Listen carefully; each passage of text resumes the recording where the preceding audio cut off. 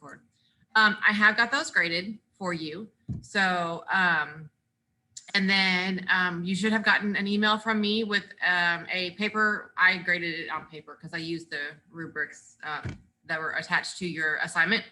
I just printed, it's easier for me just to kind of write on them. And I scanned them in and I emailed them to you, and then I just sent back your scores. So if you haven't checked your email and figured out why you got the grade you got, then you can look at the rubric that I sent you. So check your emails for that, because the rubric is attached to the email that I sent you, and it says, you know, has the presentation on there. And then I'm also in the process of getting the grades updated in eSchool or Hack today. So I should have that done by this afternoon before the email goes out. Those of you who are turning in late work, thank you so much. I appreciate it. I know you guys are sending me emails. Google Classroom is also sending me tons of emails letting me know that you're turning in late work. I am getting that late work graded as quickly as I possibly can. Trust me, there is a lot of you that are turning in homework late, and like I said, I appreciate it. I'm glad you are. Thank you for doing that. I definitely want to keep seeing that happen. There's just one of me. So just make sure that you give me the time to get that done as we keep going forward. It just takes some time for me to get everything done. So I've got 4 English classes. I got 100 students I have to grade papers on. So it's a lot of papers to grade, and a lot of late work and a lot of on-time work and everything. So just gotta keep track of everything. So I'm doing the best I can, guys. Have you all had any trouble with your research projects? Any questions about your research projects? I know I had some questions about, some people got the letter in the mail yesterday that we gave to students in the building. We actually gave students in the building a contract, so to speak, that they took home to their parents and had them sign, and saying that, hey, we've seen the assignment, we've seen the documentation, we've seen the list of things that are available that are going to be due. We've seen some due dates, we've seen the calendar of information, we've seen this stuff, and you know, the parents are aware of it, you're aware of it, and they sign it and they send it back to the school. The virtual academy director decided that we could do that on our end. And so I said, great, let's do it, because I want to make sure that you and your parents are aware of how serious this project is for you. So everything that's in that letter is on Classroom that you have, okay? The calendar is the calendar or the list of information that I show you each class period with the dates on it. Now, granted, all the dates are not on there, but I have filled them in about halfway. That's something that I show you each class period. I'll show it to you again today. So if you have not signed that, I was told that it was going to have a self-addressed stamped envelope to go with it. So please send those back, get those signed and send those back. So hopefully, if you guys have not done that, please do that. But everyone's doing okay with their research project? I've got your research questions graded. I've got you feedback on your research questions as well. So please check those. Please look at the feedback that I give you. A lot of you don't look at feedback that I give you when I do turn back assignments. Please look at the feedback I give you. I will know if you don't look at the feedback, because you'll keep doing the same mistakes. So please look at the feedback I give you on the information when I send stuff back to you. It's important that you do, because I'm expecting you to be doing those changes and making those changes as you move forward in your research project. Okay, does that make sense? So if I didn't give you any feedback, your questions are good, the things that you're looking at are good, things like that. If I gave you feedback, it means that you need to change some things. You need to look at things a little bit differently. Some of you had yes or no questions on your research paper, on your research questions. Some of you were very broad, not very specific. Some of you did, were not, had stuff that had questions that were not arguable, okay, that you couldn't really argue. So you have to make sure that your questions have two sides. You have to make sure that your questions can be argued. You have to make sure that the information that you put out there is not too broad, but specific. So like, sorry, I'm not going to say the name, but I'm just going to use this one because it's the only one I can think of. But I had a student that chose racism. So their questions were very broad about racism as a whole, but we want to get down to the nitty gritty. So we want to focus on a city or an area, or like like a country, or even a school, or even a state, or what's the word I'm looking for? Sorry, my brain is not functioning this morning yet. Obviously, I need more caffeine in my life.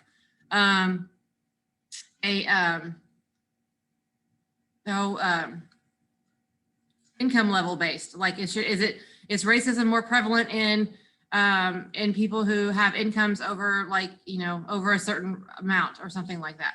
So, you need to be more specific in what you're looking for. So that way your research paper is more focused. Does that make sense? Does that make sense to everybody? Yes. Like, some of you are focusing on mental health. So mental health, that's great. I mean, mental health is a good one. So, but you want to be specific and not do mental health as a whole. So focus on one area of mental health. Okay. So choose a piece of mental health to focus on. Does that make sense? So like, there's lots of different areas of mental health. Like, there's veterans mental health, there's teenage mental health, there's elderly mental health, there's all kinds of different levels of mental health. So you need to focus, I would focus on one area of mental health, not broad. Okay. That way, because there is so much out there about mental health that if you focus on mental health as a whole, you're going to have a 10-page paper.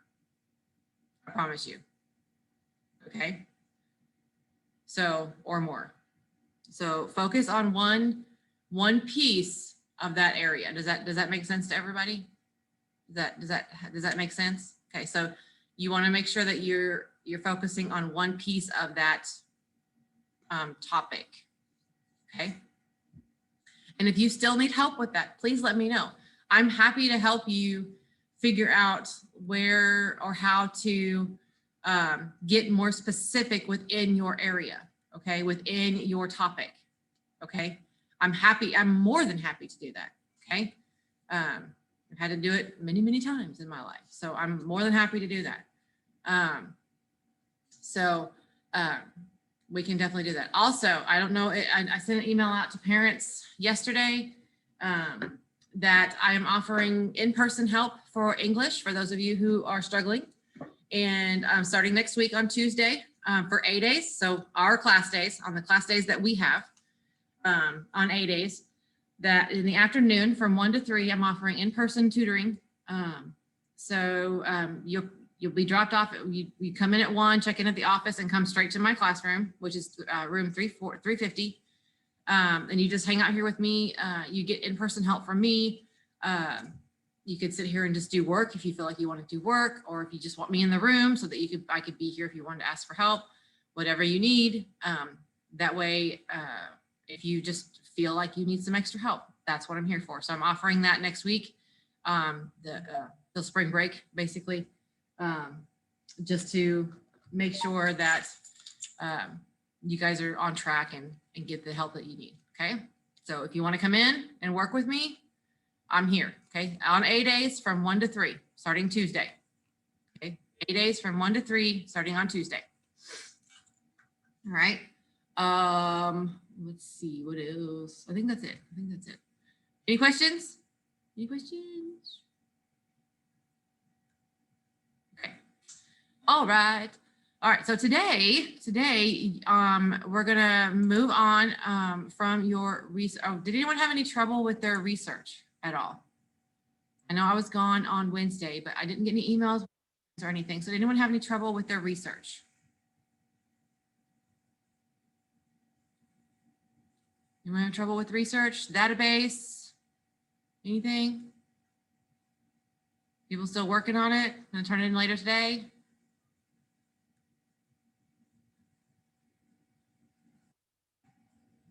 Okay. All right. Well, I will just take that as y'all are good. Okay. So let's take a look at Classroom. If y'all want to open up your Classroom page. Oh, I see. Okay.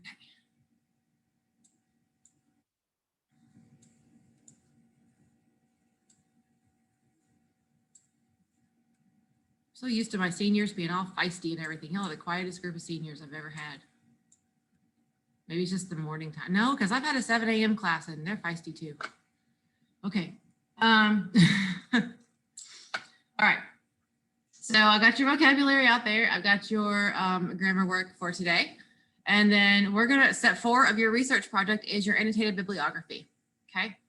Again, I'm just going to go back and take a look at at this step 3. This is where your calendar, oh, no, not that one. Oops, wrong thing. Sorry, my bad. Where'd we go? Your calendar, because here's where your calendar, this is your calendar.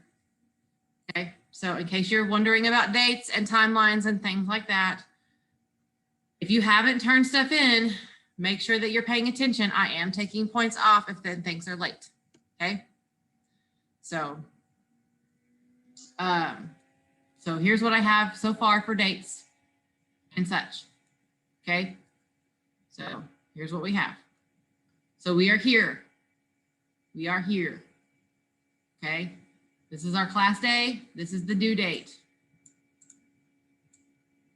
Class day due date. Okay, so this is going to be due on Tuesday. So you have the weekend to work on it. All right.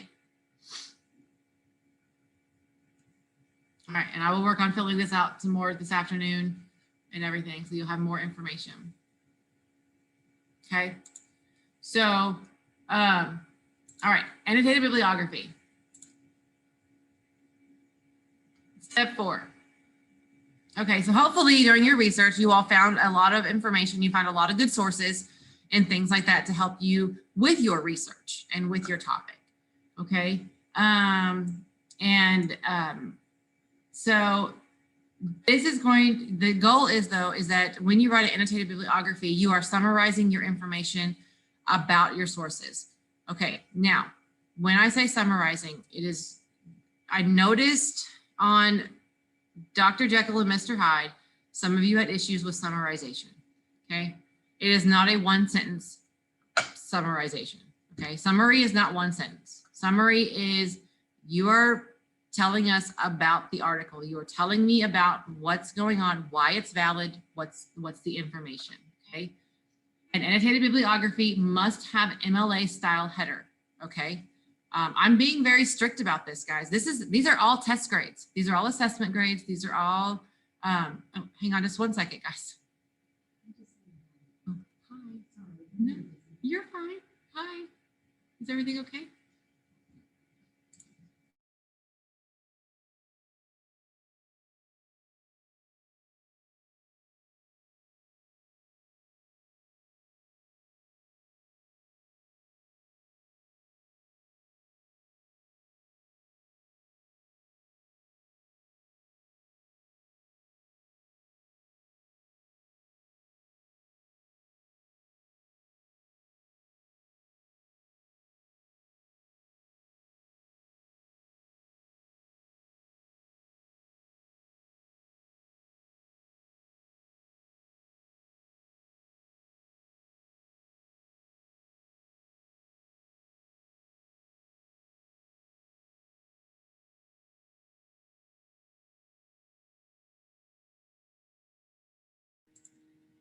All right, guys, sorry. I had a teacher just walk into the room. You talk to me for a minute. Okay, so again, guys, these are all test grades, and these need to be done a specific way. And so you all learned MLA style last semester when you were doing Summit, and that was one of the big units that we had at the beginning of the school year.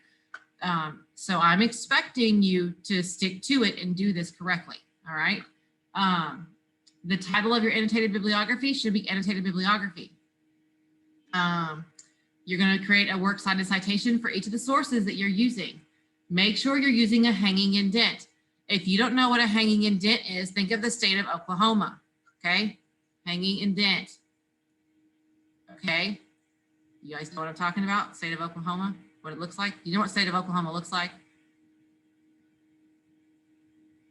Yeah, y'all there? Okay, hanging indent. So you know, the state of Oklahoma has the panhandle over there, and then it kind of dips down. That's a hanging indent. Okay, so just remember, hanging indent is the state of Oklahoma. Okay, so hanging indent.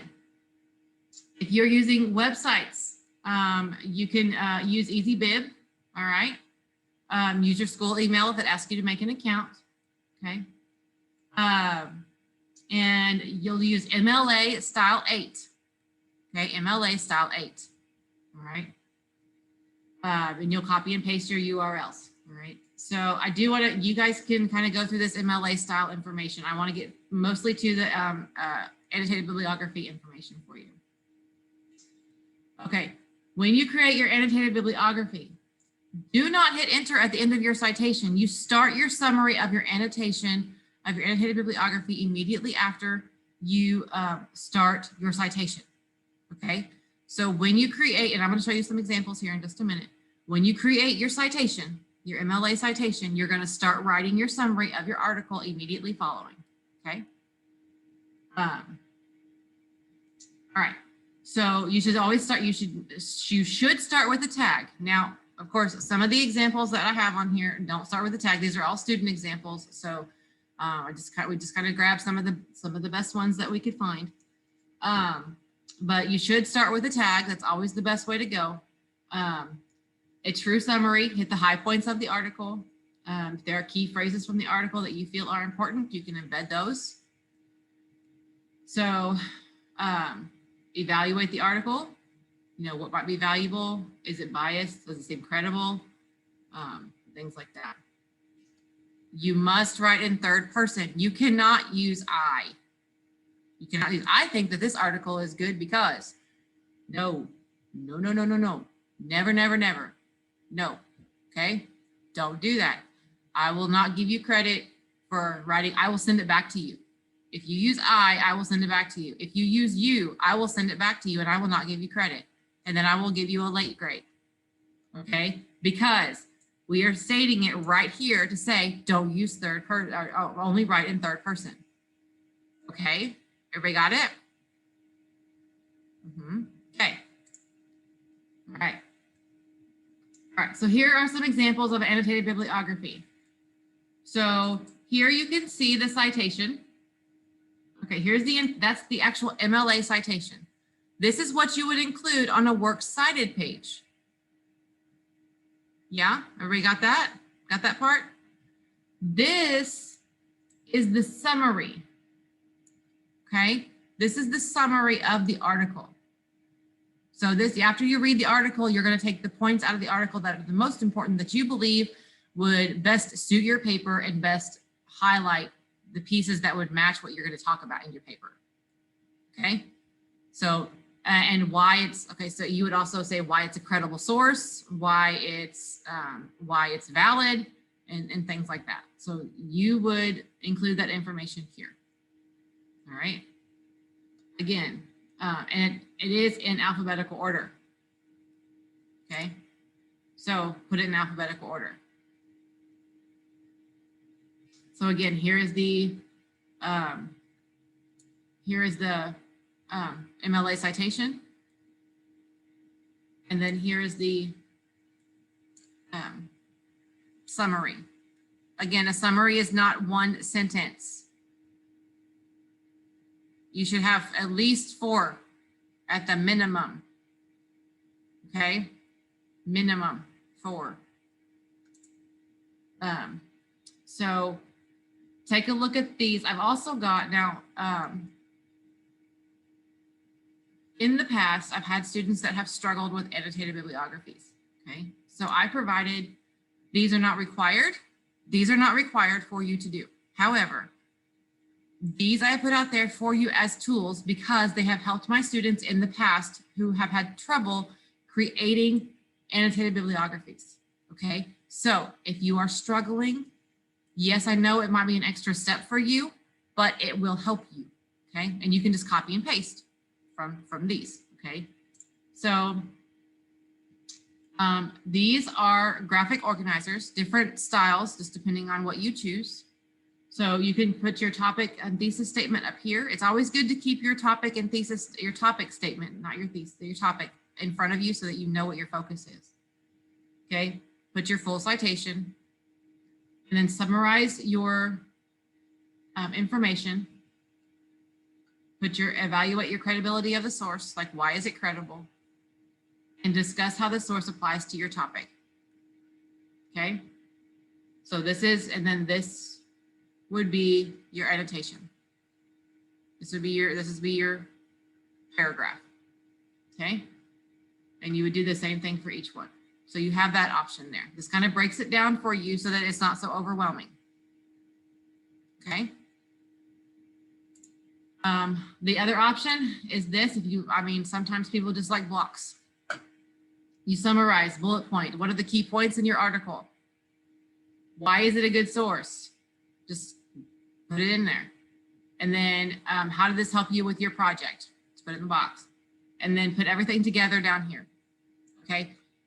You don't have to do these. I put these here as a resource for you because, like I said before, it has tremendously helped students in the past who have had trouble writing these annotated bibliographies. Okay, these are here for you as a tool to use should you choose to.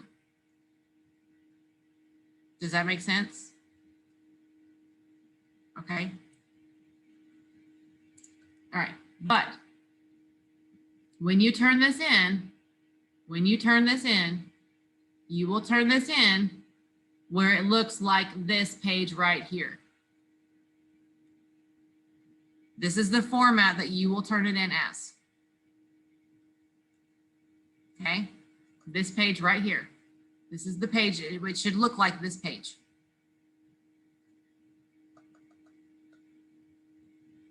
Everybody good? Yeah. Okay. Anyone have questions on annotated bibliographies?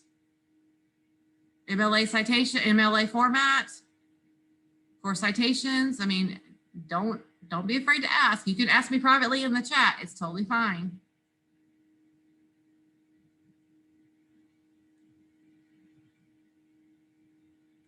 Like I said, these are big grades, guys. I want you to get the best you can. Okay.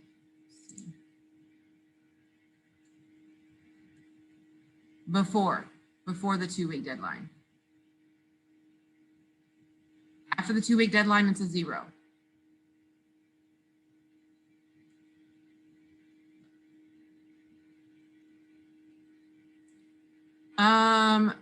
No, not as the reader. No, you cannot say as the reader. No, you cannot say as a reader.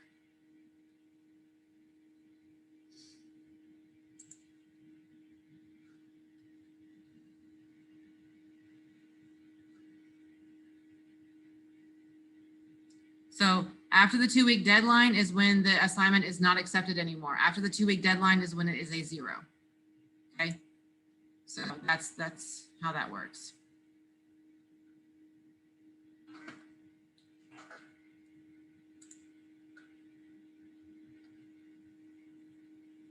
Any other questions? Any other questions? So we're good on everything. Yeah.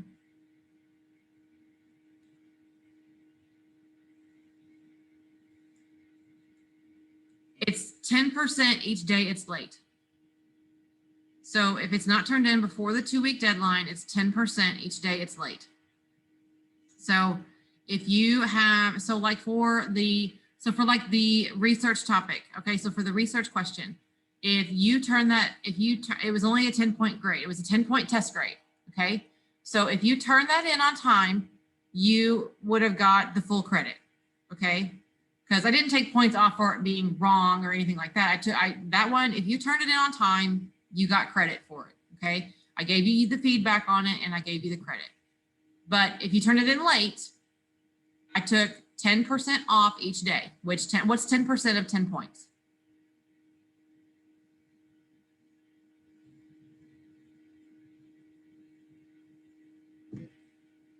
I'm an English teacher. I know one. Okay. So everybody's, hello, everyone asleep this morning still? Come on, guys. All right. So, right. 10% of 10% of 10 is 1. So I'm going to take a point off each day it's late. So if you turned it in 2 days late, what's your score going to be on it?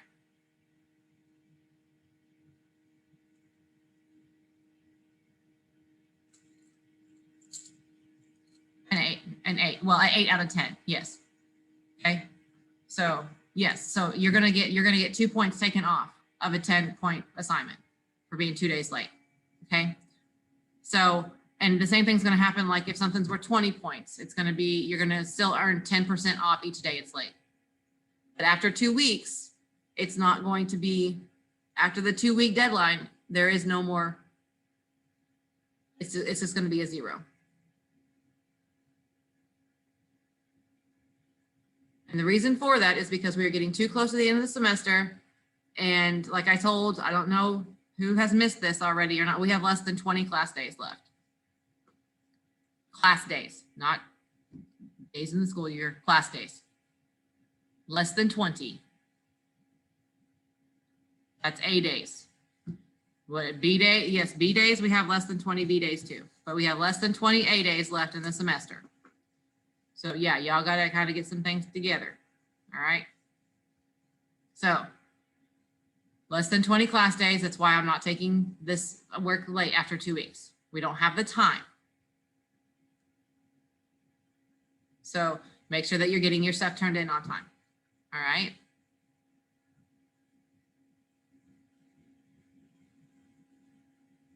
All right. Any more questions on that?